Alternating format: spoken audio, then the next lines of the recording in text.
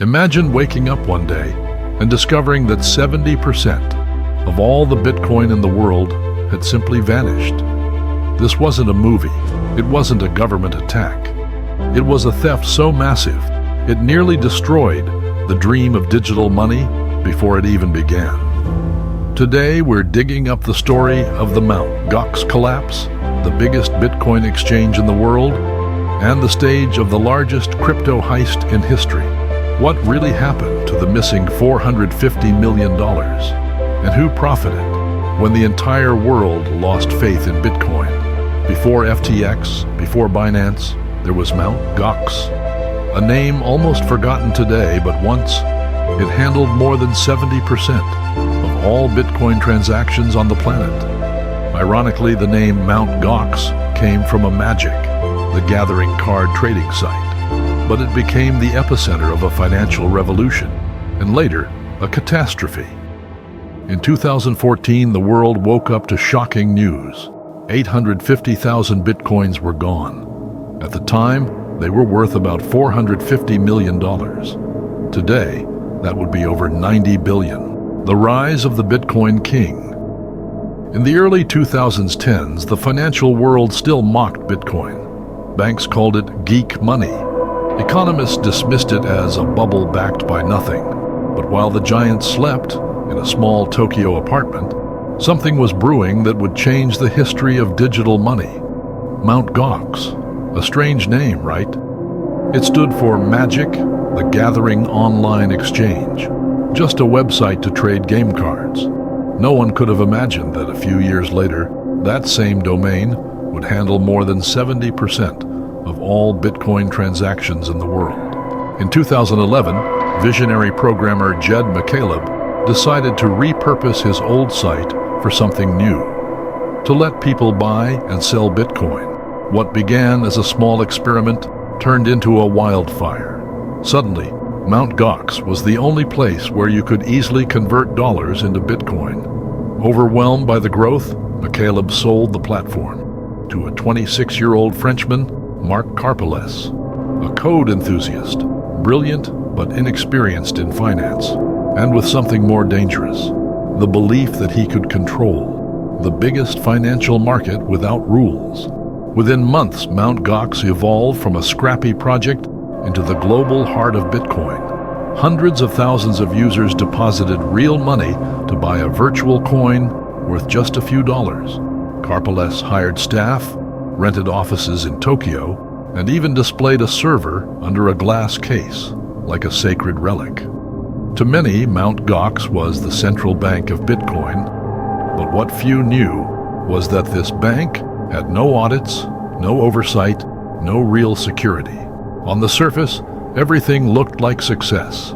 Prices soared. Media headlines hailed the new era of decentralized money. People were getting rich. And across online forums, Mt. Gox was spoken of with reverence, almost like a religion. But deep inside its servers, something smelled off. Corrupted files, duplicated transactions, balances that didn't match.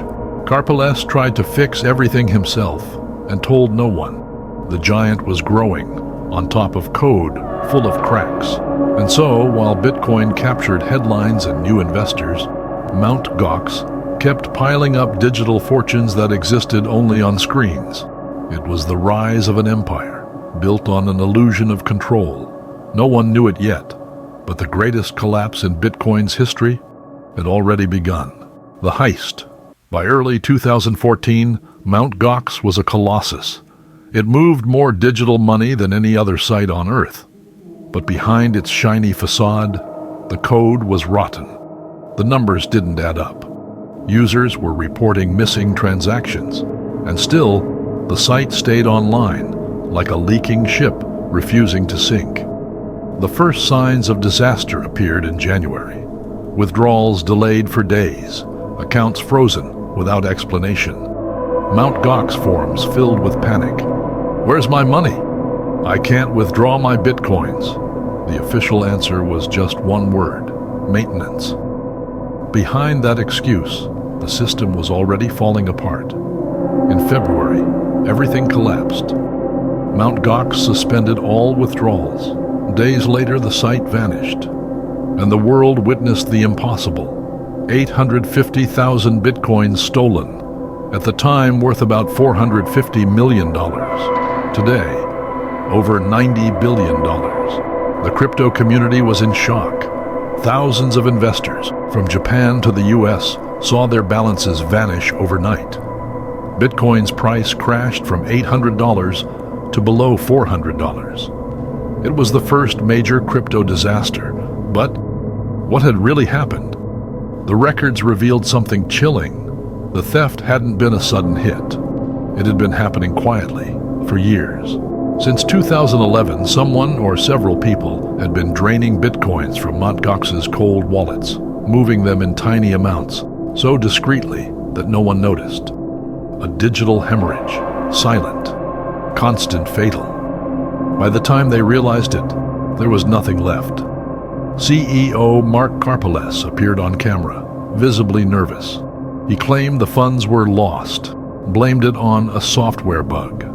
But the community didn't believe him. On Reddit, Twitter, and forums, thousands accused him of hiding something bigger. Was it a hack, an inside job, or both? No one knew. But one thing was clear. The biggest exchange in the world was gone, and with it, the public's trust in crypto. In weeks, the word Bitcoin became synonymous again with scams, ruin, and fraud. Governments launched investigations. Theories flooded the internet, and what seemed like a simple digital theft quickly became a global mystery. Who was behind Mt. Gox? How could the theft go unnoticed for so long? And above all, where are those 850,000 bitcoins today? In the next chapter, we'll explore the theories, the truths, the lies, and the clues that may reveal the greatest mystery in crypto history. If you're fascinated by how one event changed Bitcoin forever, subscribe to Drakonomic. Here, we uncover the secrets, frauds, and power games that shape the future of money. Now, let's return to the mystery of Mt. Gox, the theories. After Mt. Gox fell, silence followed. Hundreds of thousands of investors left without answers. A CEO vanished from public view, and millions of dollars gone into digital air. But as months passed, theories emerged. Was it truly a hack or something darker? Early investigators discovered something alarming. Most of the stolen bitcoins hadn't been taken all at once, but slowly since 2011, 3 years before the collapse. Tiny amounts moved daily. So small they looked like normal transactions. That could only mean one thing. The thief had inside access. One strong theory points to a Russian hacker. In 2019, the U.S. Department of Justice charged Alexander Vinnik, operator of BTCE, for laundering part of the Mt. Gox funds. Millions of bitcoins passed through his platform, mixed and redistributed to erase all traces. But that wasn't the only lead. Another theory pointed straight to Tokyo's heart. Mark Karpeles himself. Former employees claimed Mt. Gox had financial holes since 2012, that balances were faked to hide losses, and the theft was the perfect cover story. Karpeles always denied fraud, insisting he was a victim, not the culprit. But his story never fully added up. During his trial in Japan, prosecutors showed how he had manipulated data on Mt. Gox's servers to adjust balances. Was it an attempt to save the company or to cover the crime? No one knows. Others believe Mt. Gox wasn't hacked by people at all, but by its own negligence. That a flaw in the transaction system allowed duplicate Bitcoin withdrawals, and hackers merely exploited the hole. In other words, the bug had been there since the beginning, a ticking time bomb. Then, in 2017, investigators discovered 200,000 lost Bitcoins in an old Mt. Gox wallet. But 650,000 were still missing. And what's most disturbing, some of those stolen addresses still show activity today. Old Bitcoins moved, mixed, and resent as if someone, silently, was still draining what remained. An organization? A government? Or someone patiently waiting for the perfect time to sell? 10 years later, the mystery remains unsolved. Japanese courts are still processing user claims. And meanwhile, fragments of the stolen bitcoins keep moving between anonymous wallets, like digital ghosts refusing to disappear.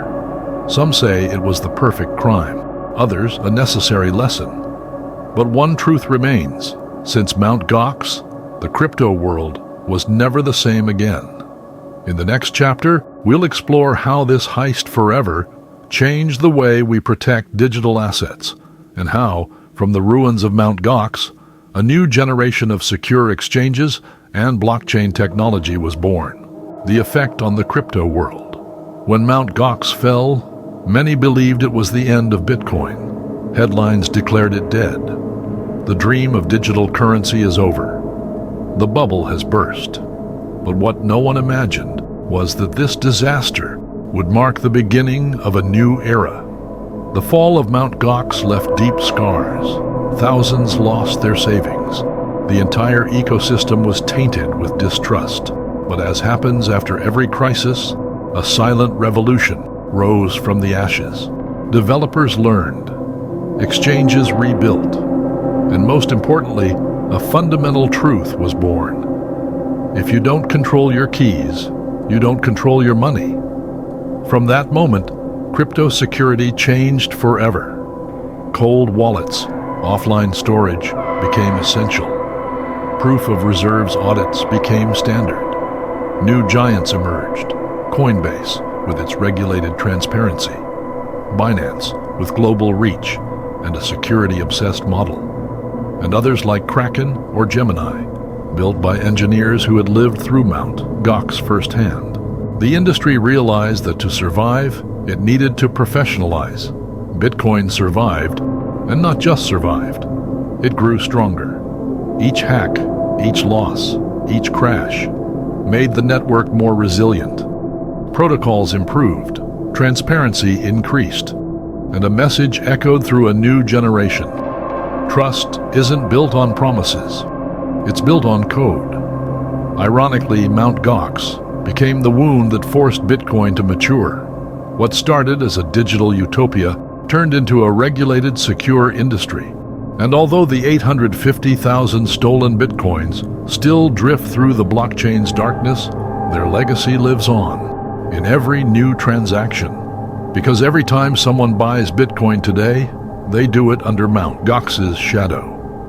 10 years later, the world doesn't remember Mt. Gox as just an exchange, but as the warning that changed the fate of digital money.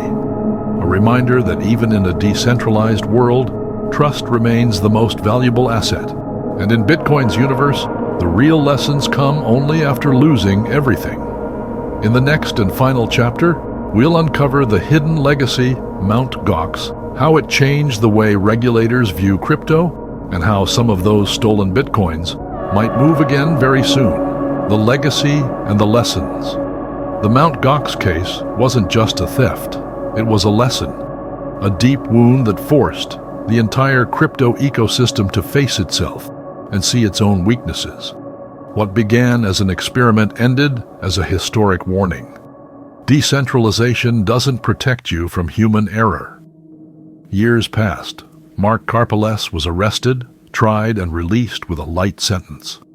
Most of the money was never recovered, but the traces remain, still moving slowly across the blockchain like digital shadows, reminding the world that nothing on the internet truly disappears. It only changes direction. After Mt. Gox, governments started paying attention. Regulations, licenses, and audits were born, along with a question that still divides finance. Can true financial freedom exist without oversight? Because Bitcoin's dream, a system without banks, intermediaries, or borders, also revealed its dark side. Without control, there's no protection. And yet, Mt. Gox also lit a spark. From its fall emerged the most secure exchanges in the world, and a community stronger, wiser, and more skeptical than ever. A generation that learned the financial revolution doesn't depend on one company, but on millions of users defending their own freedom. Today, when someone says Bitcoin is dead, the veterans just smile, because they've seen it die before. They saw it fall with Mt. Gox, and yet it always rises again, stronger, more decentralized, harder to kill. Mt. Gox was the theft that changed Bitcoin, but also the event that proved its resilience. Because in the digital money world, real value doesn't lie in coins, but in trust. And once that's lost, it's worth far more than any stolen Bitcoin. If you've made it this far, it means you're one of those who seek to understand what most ignore: how money, power, and technology shape our future. Subscribe to Drakonomic, where we turn the hidden truths of finance into knowledge that empowers you. Because here, money doesn't disappear. It just changes hands.